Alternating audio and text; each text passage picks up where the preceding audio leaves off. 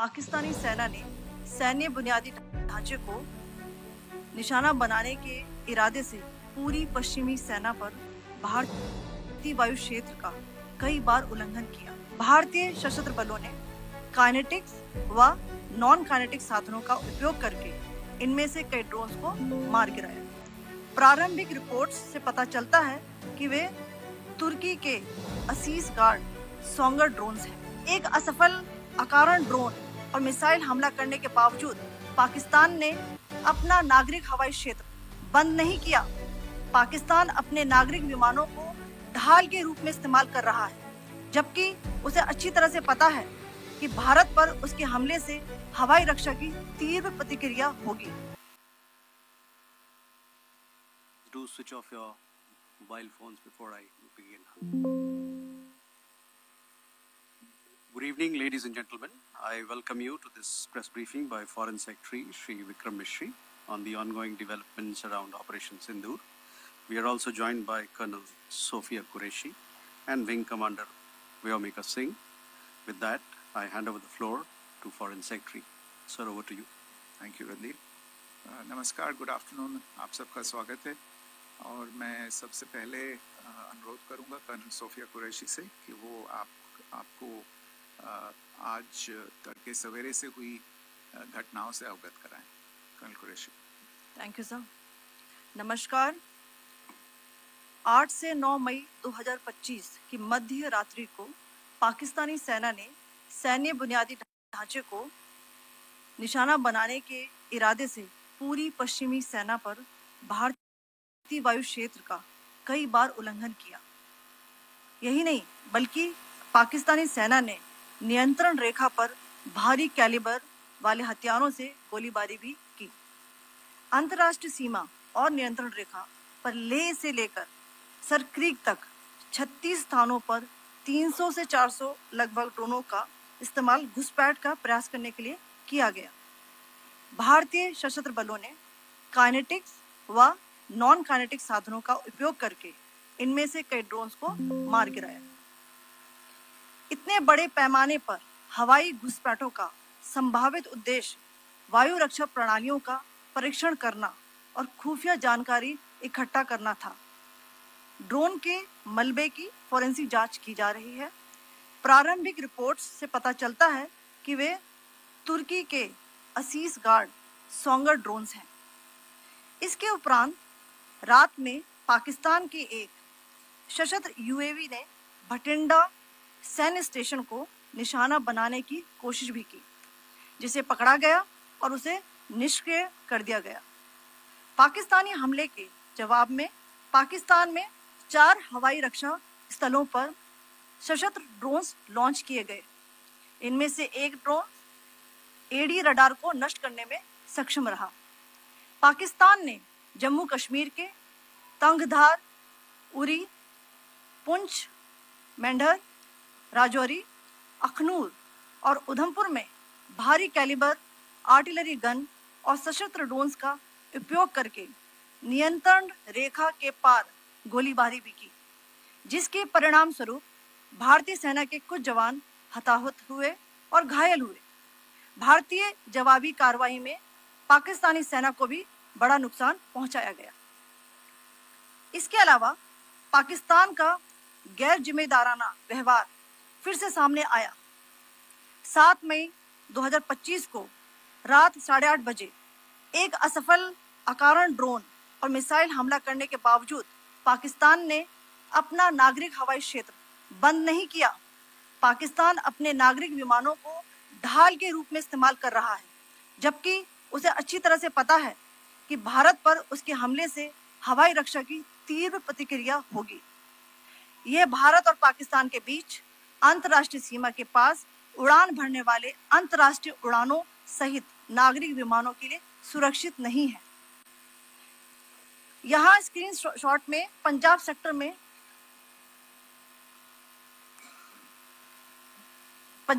में high air defence alert स्थिति के दौरान एप्लीकेशन फ्लाइट रडार 24 का डेटा दिखाया गया है, जैसा कि आप देख रहे हैं यहाँ पर। भारतीय पक्ष का हवाई क्षेत्र घोषित बंद के कारण नागरिक हवाई यातायात से पूरी तरह से रहित है। कराची और लाहौर के बीच के हवाई अड्डे मार्ग पर नागरिक एयरलाइंस उड़ान भर रही है। हाई अलर्ट किया गया है विमान फ्लाइनेस एविएशन का एयरबस 320, जैसा कि आप यहाँ देख रहे हैं, जो कि शाम को 5:50 बजे दमम से शुरू हुआ और रात को 9:10 बजे लाहौर में उतरा। ये सारा डिटेल्स आप यहाँ देख रहे हैं, ये डिटेल्स यहाँ लिखा हुआ है। Can you see this?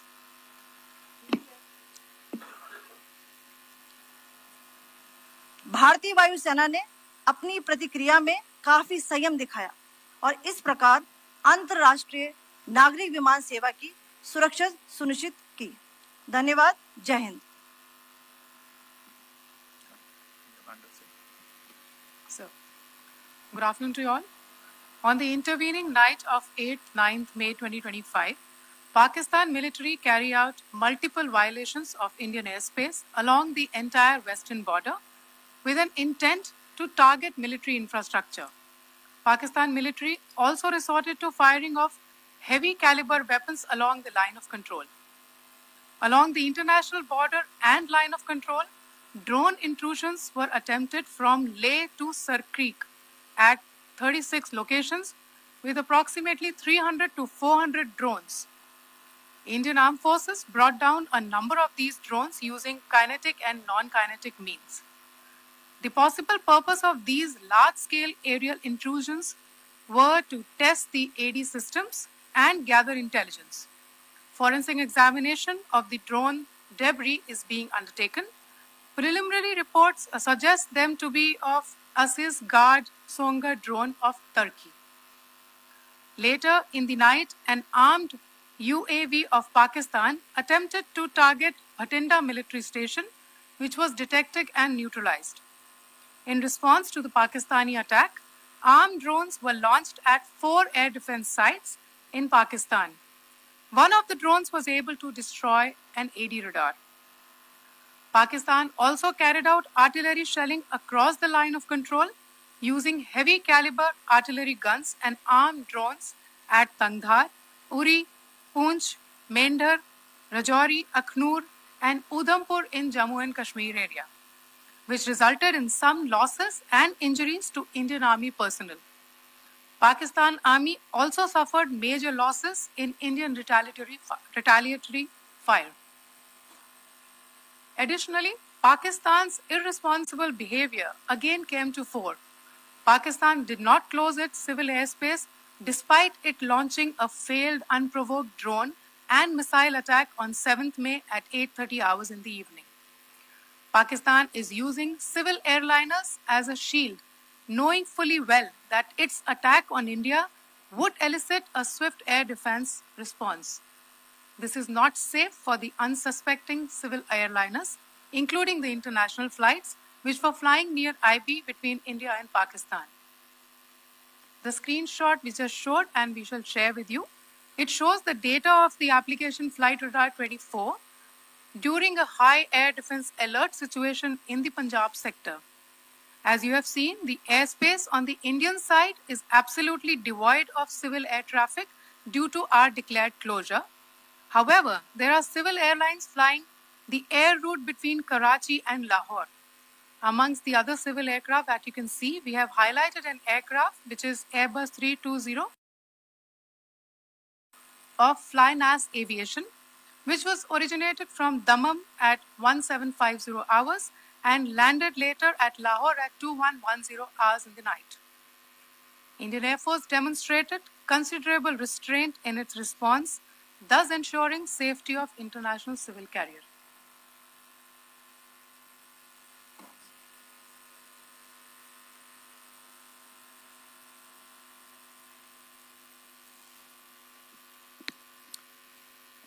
Thank you, Colonel Qureshi, Wing Commander Singh. I have just a few points to share in addition. कल रात की पाकिस्तानी सेना की कायरतापूर्ण गतिविधियों से आपको कर्नल कुरैशी और विंग कमांडर सिंह ने पहले ही अवगत करा दिया है. These provocative and escalatory actions that were taken by Pakistan last night were targeted at Indian cities and civilian infrastructure, in addition to some military targets. The Indian armed forces responded proportionately, adequately and responsibly. ये जो हमले हुए कल रात को भारतीय सैन्य इकाइयों ने पर्याप्त रूप से और एक जिम्मेदाराना रुख अपनाते हुए इन हरकतों का उत्तर दिया.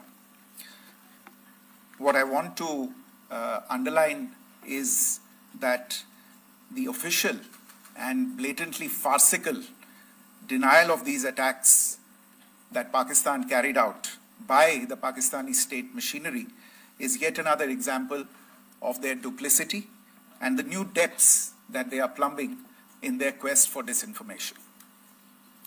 The other point in the same vein is Pakistani claims that they did not target or attack any religious places. You would recall that yesterday I shared with you an incident related to the attack on a Gurdwara in Poonch.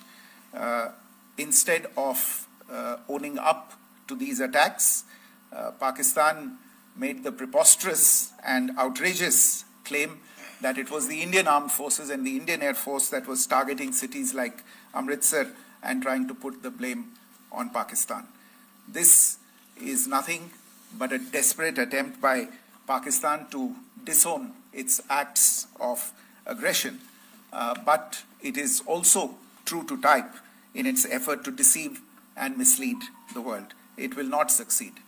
The Gurdwara in Poonch in particular was attacked by Pakistan, and some local members of the Sikh community, including a Ragi of the Gurdwara, lost their lives in this incident, as I shared yesterday.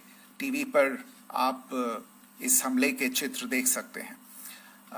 In addition, that we would attack our own cities is the kind of deranged fantasy that only the Pakistani state can come up with. Perhaps they do it because they are well versed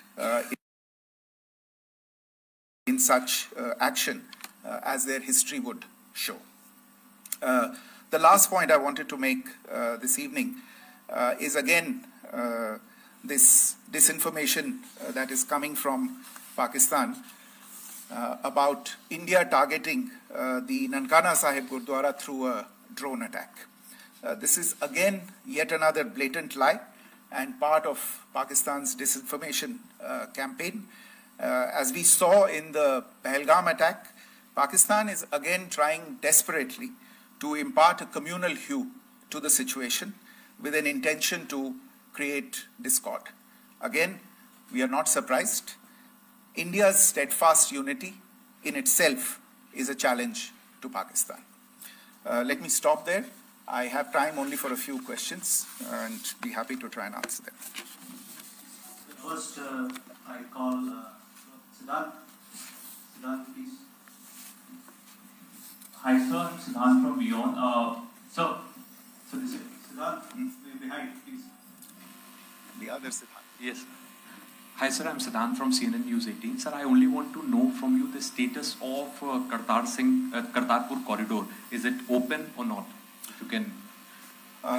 I think you're all aware of the situation along the entire India-Pakistan border and the areas around the line of control. In view of the existing security scenario, the services of the Kartarpur Sahib corridor have been suspended till further directions. We'll update you as and when there is a change in the situation. We have a question here. Rishabh. So, good evening, Rishabh from Times Now. So, you spoke about religious places being hit in Jammu. There's another religious place which is a Carmelite nun church that has been hit. What do you have to say about it? If you can explain that to us. Yeah, actually, we do have some information about this extremely regrettable and condemnable incident during heavy shelling across the line of control in the early morning of 7th May. A shell fired from Pakistan landed just behind the Christ School run by the Carmelites of Mary Immaculate congregation in Puj. Tragically, the shell fired from Pakistan hit the home of 2 students of the Christ School. Both students unfortunately lost their lives and their parents were severely injured. Another Pakistani shell struck a Christian convent of nuns belonging to the congregation of the Mother of Carmel, damaging water tanks and destroying solar panel infrastructure.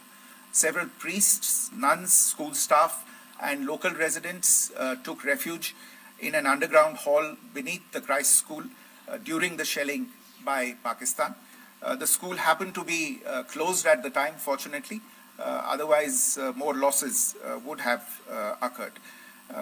Again, we have seen the Pakistani side targeting and shelling places of worship with a particular design. This includes gurdwaras. जो टिप्पणी की थी उसकी पाकिस्तान में काफी तीखी प्रतिक्रिया भी आई और उसके बाद हमने देखा कि पाकिस्तान की तरफ से किस तरीके से लेह से लेकर भुज तक पूरी बॉर्डर के ऊपर जो इन्वेजन था वो किया गया। मौजूदा सिचुएशन के अंदर पाकिस्तान के बेल आउट पैकेज को लेकर और पाकिस्तान के इन अटेम्प्ट्स को लेकर आपका क्या असेसमेंट है? और दूसरा ये भी जानना चाहेंगे कि पाकिस्तान की तरफ से ये जो अटेम्प्ट किया गया था उसका भारत ने अभी तक उस तरीके का कोई जवाब नहीं दिया गया है, तो क्या भारत इसका जवाब देगा जो कार्रवाई हुई है बीते 24 घंटों में? देखिए प्रणय, जहां तक इंडस वाटर्स ट्रीटी का सवाल है, मैंने कल विस्तार से उसके बारे में इसकी चर्चा की है। Indus waters treaty is in abeyance and as such I have nothing further to add to the decision that was announced by the Cabinet Committee on Security. जहाँ तक IMF bailout का सवाल है, आपको ज्ञान होगा कि IMF की आज मीटिंग हो रही है।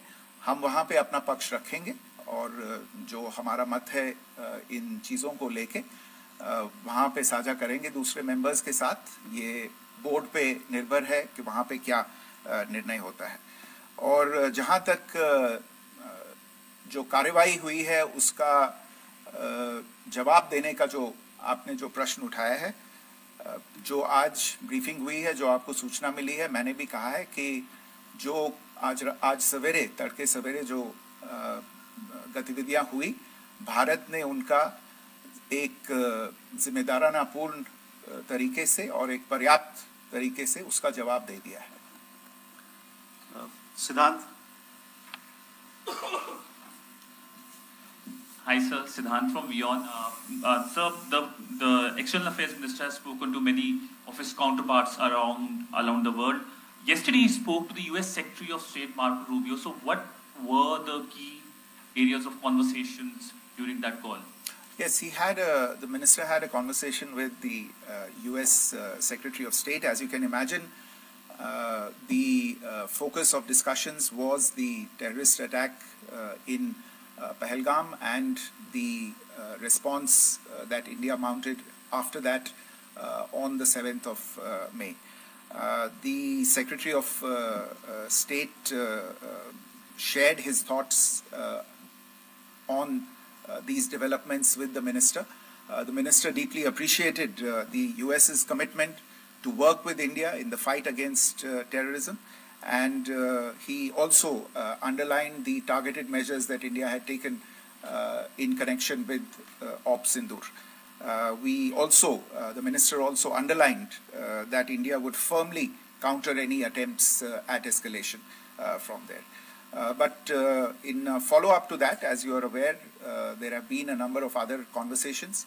The minister had a conversation with the UK Foreign Secretary, David Lammy, today. There too, the discussion centered around countering terrorism, for which there must be zero tolerance. And I understand just a short while ago, the External Affairs Minister has also spoken to the Foreign Minister of Norway, Espen Barth Eide, which was also focused on recent developments stemming from the terrorist act in Pahalgam. One last question, Sudhi. Sir, Foreign Secretary, thank you for doing this. Shri Ranjan from Bloomberg. Secretary, India had struck Bahawalpur the other day, which is also connected with the murder of one of us, journalist Daniel Pearl. If you could give us an understanding of what exactly are the reports that you're getting. You're right. Bahawalpur is the headquarters of the Jaish-e-Mohammed terrorist group that is proscribed by the United Nations. Its leader, Maulana Masood Azhar, is a proscribed individual. It is, you brought up the connection with the tragic death or killing of Daniel Pearl of the Wall Street Journal. The Jaish-e-Mohammed was in some way directly or indirectly responsible for the death of Daniel Pearl. But the real connection is through Ahmed Omar Saeed Sheikh, the British Pakistani jihadi who was held in India but was finally released in